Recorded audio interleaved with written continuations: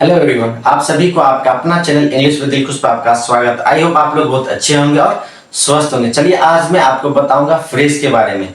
तो क्या होगा कि फ्रेज को जानने से पहले आपको कुछ पॉइंट्स जानना है। तो क्या होगा कि फ्रेज को समझने में आसानी होगा। तो देखिए क्या है पॉइंट्स है कि देखिए हम बताए थे आपको पिछले वीडियो में कि इंग्लिश लैंग्वेज का सबसे छोटा यूनिट क्या होता है, लेटर्स होता है। यानी लेटर्स मिला करके क्या बनाते हैं, वर्ड्स बनाते हैं। देखिए वर्ड्स क्या हो सकता है, जब वर्ड्स बन गया तो वर्ड्स क्या सब हो सकता है। देखिए वर्ड्स मिला करके हम सेंटेंस बना सकते हैं, वर्ड्स को मिला करके हम क्लाउज बना सकते हैं और वर्ड्स को मिला करके हम फ्रेज बना सकते हैं। तो देखिए अब सेंटेंस, क्लाउज, फ्रेज, इस तीनों के बीच क्या अंतर है, क्योंकि इस तीनों के बीच जब अगर अंतर हमको समझ में आ जाएगा तो क्या होगा, फ्रेज को समझने में आसानी होगा। तो चलिए इस तीनों के बीच जो अंतर है उस अंतर को जानेंगे आज इस वीडियो में। देखिए सेंटेंस, क्लाउज और फ्रेज, इस तीनों में क्या अंतर है। देखिए सेंटेंस के पास क्या होता है कि सब्जेक्ट, वर्ब और अदर वर्ड का कॉम्बिनेशन होता है। यानी इसके पास सब्जेक्ट होता है, वर्ब होता है और अदर वर्ड होता है। ठीक है, और ये क्या करता है, अपना एक कंप्लीट मीनिंग्स देता है। सेंटेंस क्या करता है, अपना एक कंप्लीट मीनिंग्स देता है। अब देखिए, और इसको पहचानने के लिए क्या होता है, सेंटेंस को पहचानने के लिए आप फुल स्टॉप, अगर कहीं भी फुल स्टॉप लगाओ तो वो आंख बंद करके आप बोल सकते हो क्या है, सेंटेंस है। देखिए उसके बाद देखिए क्या होता है, क्लॉज के पास क्या होता है, क्लॉज के पास भी सब्जेक्ट वर्ब होता है, सेंटेंस के पास भी सब्जेक्ट वर्ब होता है, लेकिन ये सेंटेंस क्या करता है, अपना एक कंप्लीट मीनिंग देता है। अब क्लॉज के पास क्या होता है, क्लॉज के पास भी सब्जेक्ट और वर्ब होता है, लेकिन ये कंप्लीट मीनिंग दे भी सकता है और नहीं भी दे सकता है। इस दोनों के बीच यही अंतर है कि ये कंप्लीट मीनिंग हमेशा सेंटेंस कंप्लीट मीनिंग देगा, लेकिन क्लॉज कंप्लीट मीनिंग दे भी सकता है और नहीं भी दे सकता है। अब देखिए फ्रेज के पास क्या होता है, फ्रेज के पास ना सब्जेक्ट होता है ना वर्ब, इस दोनों का कॉम्बिनेशन नहीं होता है। तो फिर इसके पास क्या होता है, अगर सब्जेक्ट और वर्ब नहीं होता तो क्या होता है, इसके पास ग्रुप ऑफ वर्ड्स होता है। तो देखिए तीनों में क्या सिमिलर है, अगर अगर हम सिमिलर ढूंढे तो तीनों में क्या सिमिलर है। सेंटेंस भी क्या होता है, ग्रुप ऑफ वर्ड्स होता है, और क्लॉज भी क्या होता है, ग्रुप ऑफ वर्ड्स होता है, और फ्रेज भी क्या होता है, ग्रुप ऑफ वर्ड्स होता है। यानी बिना वर्ड्स का ना सेंटेंस बन सकता, ना क्लॉज बन सकता और ना फ्रेज बन सकता है। तो इस तीनों बनाने के लिए क्या चाहिए, वर्ड्स चाहिए। तो इस तीनों में आपको कॉमन मिलेगा क्या, ग्रुप ऑफ वर्ड्स मिलेगा। लेकिन सेंटेंस के पास क्या होता है, सब्जेक्ट, वर्ब और ऑब्जेक्ट यानी अदर वर्ड का क्या होता है, कॉम्बिनेशन होता है, और ये अपना एक कंप्लीट मीनिंग देता है। और क्लॉज के पास क्या होता है, इसके पास भी सब्जेक्ट होता है, इसके पास भी क्या होता है, वर्ब होता है, लेकिन ये कंप्लीट मीनिंग दे भी सकता है और नहीं भी दे सकता है। और फ्रेज के पास क्या होता है, इसके पास क्या ना सब्जेक्ट होता है और ना वर्ब होता है, इसके पास क्या होता है, ग्रुप ऑफ वर्ड्स होता है। यानी अगर हम फ्रेज को सब्जेक्ट और वर्ब दे दे तो ये एक सेंटेंस बन जाएगा। अगर फ्रेज को क्या कर दे, सब्जेक्ट और वर्ब दे दे तो क्या बन जाएगा, ये आपको क्या बन जाएगा, सेंटेंस बन जाएगा। तो देखिए यहाँ पे एग्जांपल्स हम देखेंगे कि सेंटेंस के एग्जांपल और क्लाउज के एग्जांपल और फ्रेज के एग्जांपल। देखिए सेंटेंस के एग्जांपल ये आई कैन स्पीक इंग्लिश। देखिए ये अपने आप में एक पूरा कंप्लीट मीनिंग दे रहा है, मैं इंग्लिश बोल सकता हूँ, ये क्या है, कंप्लीट मीनिंग दे रहा है। तो उसके बाद देखिए इसमें आई कैन सब्जेक्ट है, देखिए पहला रूल कंप्लीट हो गया। दूसरा इसके पास वर्ब भी होना चाहिए, कैन स्पीक क्या है, वर्ब है, और तीसरा अदर वर्ड, इंग्लिश का अदर वर्ड है, और इसके बाद देखिए क्या लगा है, फुल स्टॉप लगा है। यानी ये अपने आप में क्या है, पूरा सेंटेंस और एक पूरा अपना मीनिंग देता है। अब देखिए क्या, क्लोज, क्लोज के बाद भी सब्जेक्ट होता है, वर्ब होता है। देखिए आई वांट, ये कभी कभी अपना कंप्लीट मीनिंग दे भी सकता है और नहीं भी दे सकता। एग्जांपल देखिए, आई वांट, मैं चाहता हूं, क्या चाहता हूं, ये कंप्लीट मीनिंग नहीं दे रहा है, लेकिन इसके पास भी क्या है, आई सब्जेक्ट है और वांट वर्ब है। समझ में आ गया। अब देखिए फ्रेज क्या है, इसके पास क्या होता है, सब्जेक्ट वर्ब नहीं होता, इसके पास क्या होता है, ग्रुप ऑफ वर्ड्स है। देखिए इन द क्लास, इन क्या है, एक वर्ड है, द का एक वर्ड है और क्लास का एक वर्ड है। देखिए ग्रुप में बन गया इन द क्लास। देखिए जैसे ऑन क्या एक वर्ड है, द का एक वर्ड है, टेबल का एक वर्ड है, देखिए ग्रुप में क्या बन गया, ऑन द टेबल। यानी ये क्या हो गया, ग्रुप ऑफ वर्ड्स है। अगर इसी में सब्जेक्ट और वर्ब दे दे तो क्या बन जाएगा, सेंटेंस बन जाएगा। जैसे क्या, I am teaching in the class, मैं क्या कर रहा हूं, पढ़ा रहा हूं, कहां पे, इन द क्लास। यहां पे क्या हो जाएगा, आई एम टीचिंग, इसके पास आई सब्जेक्ट दे दिए, एम टीचिंग वर्ब दे दिए, तो in the class other word हो गया और ये क्या बन गया, एक सेंटेंस बन गया। तो हम ये कह सकते हैं कि अगर फ्रेज के में क्या कर दे, फ्रेज में अगर सब्जेक्ट ऐड कर दे और वर्ब ऐड कर दे तो क्या बन जाएगा, ये सेंटेंस बन जाएगा। देखिए अब हम तीनों के बीच अंतर समझ गए कि सेंटेंस क्या होता है और क्लॉज क्या होता है और फ्रेज क्या होता है। देखिए अभी आपको एक डॉट यहाँ आएगा कि सर सब्जेक्ट क्या होता है और ये वर्ब क्या होता है। देखिए क्या होता है कि अभी शॉर्ट में ही जानेंगे। देखिए सब्जेक्ट दो तरीका से हो सकता है, एक डूअर और एक नॉन डूअर। डूअर क्या होता है? डूअर होता है लिविंग और नॉन डूअर क्या होता है? Non living. जैसे मैं पढ़ा रहा हूं तो यहाँ पे मैं क्या हूं? सब्जेक्ट हूं। तो मैं क्या हूं? डूअर सब्जेक्ट हूं यानी लिविंग हूं। और यहाँ पे नॉन डूअर क्या होता है? इंग्लिश पढ़ने में अच्छा लगता है। इंग्लिश यहाँ सब्जेक्ट है। किसके बारे में बात करें? इंग्लिश के बारे में बात करें। इंग्लिश यहाँ पे क्या है? सब्जेक्ट है। इंग्लिश किस तरह का सब्जेक्ट है? Non doer. नॉन डूअर यानी नॉन लिविंग। अब देखिए ऐसा नहीं कि किसी सेंटेंस में जो जिसके द्वारा काम किया जाता है वही सब्जेक्ट होता है, नहीं, जिसके बारे में बात करते हैं वो भी सब्जेक्ट होता है। जैसे मैं पढ़ा रहा हूँ, यहाँ पढ़ाने काम किसके द्वारा किया जा रहा है? मेरे द्वारा। तो मैं क्या हूँ? सब्जेक्ट हूँ। और किस टाइप का सब्जेक्ट हूँ? डूअर सब्जेक्ट हूँ। लेकिन तुम लोगों को इंग्लिश पढ़ने में अच्छा लग रहा है तो यहाँ पे तुम लोगों को अच्छा लग रहा है तो यहाँ पे तुम लोग सब्जेक्ट हो गए। लेकिन इंग्लिश पढ़ने में अच्छा लग रहा है तो मेन बात किसके बारे में हो रहा है? इंग्लिश के बारे में बात हो रहा है। यहाँ पे इंग्लिश सब्जेक्ट हो गया, लेकिन किस तरह का सब्जेक्ट हो गया? नॉन डूअर सब्जेक्ट हो गया। तो देखिए सब्जेक्ट आपको समझ में आ गया कि सब्जेक्ट क्या होता है, कि जिसके द्वारा काम किया जाता है या जिसके बारे में बात करते हैं वो सब्जेक्ट होता है। और जो जिसके द्वारा जो काम किया जाता है उसको क्या बोलते हैं? वह बोलते। जैसे मैं क्या कर रहा हूँ? पढ़ा रहा हूँ। तो मेरे द्वारा कौन सा काम किया जा रहा है? पढ़ाने का काम किया जा रहा है। तो पढ़ाना यहाँ क्या हो जाएगा? वह हो जाएगा। इंग्लिश क्या लगता है? पढ़ने में अच्छा लगता है। इंग्लिश कैसा क्या लगता है? पढ़ने में अच्छा लगता है। तो यहाँ इंग्लिश क्या हो गया? Non doer subject. और पढ़ना क्या हो गया आपको? यहाँ पे वर्ब हो गया। तो सब्जेक्ट और वर्ब भी समझ में आ गया। और सेंटेंस और क्लॉज और फ्रेज के बीच क्या अंतर है ये अंतर भी समझा दिए। अब जानेंगे रूल्स ऑफ फ्रेज। देखिए जितना भी रूल्स मैं लिखा दिया हूं, अगर ये सारा रूल्स जहां जहां फॉलो करेगा वहां वहां क्या होगा? फ्रेज होगा। देखिए पहला रूल्स क्या है? It is a group of words. देखिए ये तो पहले भी बता चुके हैं कि क्या होगा कि इसमें ग्रुप ऑफ वर्ड्स होगा, क्योंकि ग्रुप ऑफ वर्ड्स के बिना ना सेंटेंस बनेगा और ना ही क्लॉज बनेगा और ना ही फ्रेज बनेगा। तो तीनों में ये होगा क्या? Group of words. ये तीनों में सेम होगा। और दूसरा रूल क्या कहता है? दूसरा रूल कहता है it does not have subject verb combination. ये भी बताए थे कि फ्रेज के पास क्या नहीं होता है?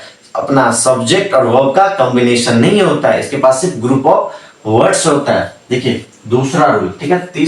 दूसरा रूल भी क्या हो गया? जहां फॉलो करेगा वहां क्या होगा? फ्रेज होगा। अब तीसरा रूल क्या कहता है? It does not give a complete meaning. देखिए ये जो फ्रेज है ना, फ्रेज क्या होगा? ग्रुप ऑफ वर्ड्स होगा और फ्रेज के पास अपना ना सब्जेक्ट और वर्ब कॉम्बिनेशन होगा, लेकिन group of words complete meaning भी नहीं देगा। ग्रुप ऑफ वर्ड्स क्या होगा? कुछ मीनिंग देगा। क्या देगा? कुछ मीनिंग देगा, जितना हमको या आप लोगों को समझ में आ जाएगा, लेकिन कंप्लीट कभी भी समझ में नहीं आएगा। आपको कुछ ना कुछ क्वेश्चन आपके मन में रहेगा ही रहेगा, ठीक है। आपको तीसरा भी समझ में आ गया। और फोर्थ क्या है? चौथा क्या है? It is the part of sentence. ये भी हम बताए थे कि ये सेंटेंस का पार्ट है। अब कैसे सेंटेंस का पार्ट है? अगर ग्रुप ऑफ वर्ड्स में सब्जेक्ट और वर्ब को ऐड कर दे तो सेंटेंस बन जाएगा। देखिए फ्रेज तो अपने आप में ग्रुप ऑफ वर्ड्स है ही, लेकिन इसको क्या चाहिए? सब्जेक्ट और वर्ब चाहिए। अगर सब्जेक्ट और वर्ब का कॉम्बिनेशन इसको मिल जाए तो ये क्या बन जाएगा? सेंटेंस बन जाएगा।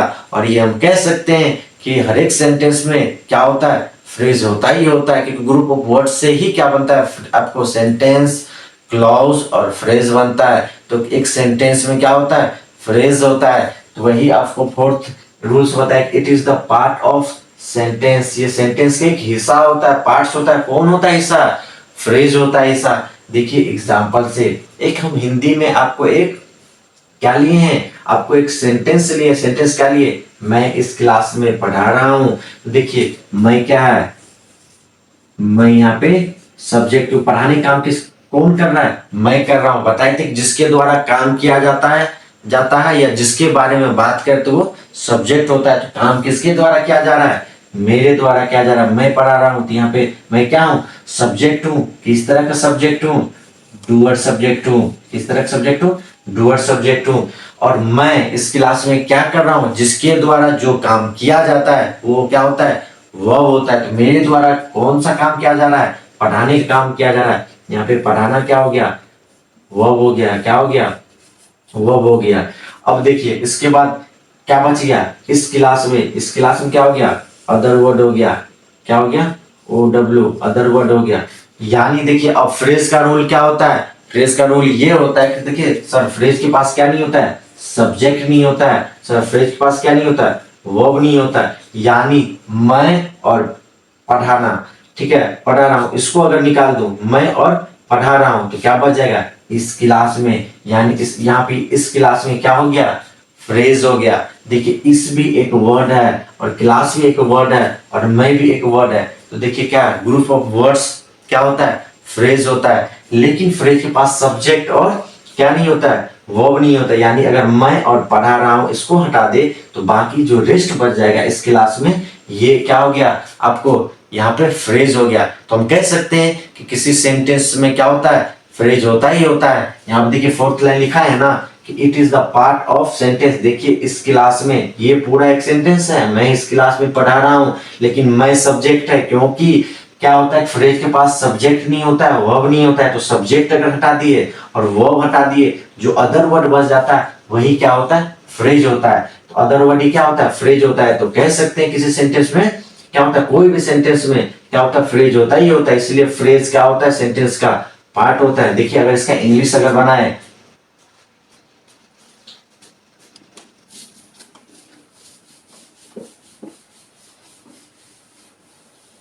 देखिए अगर इसको इंग्लिश बनाए तो क्या होगा, I am, teaching in this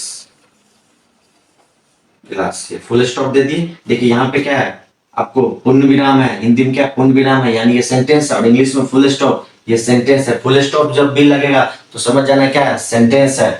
अब देखिए आई क्या है, आई क्या है, सब्जेक्ट।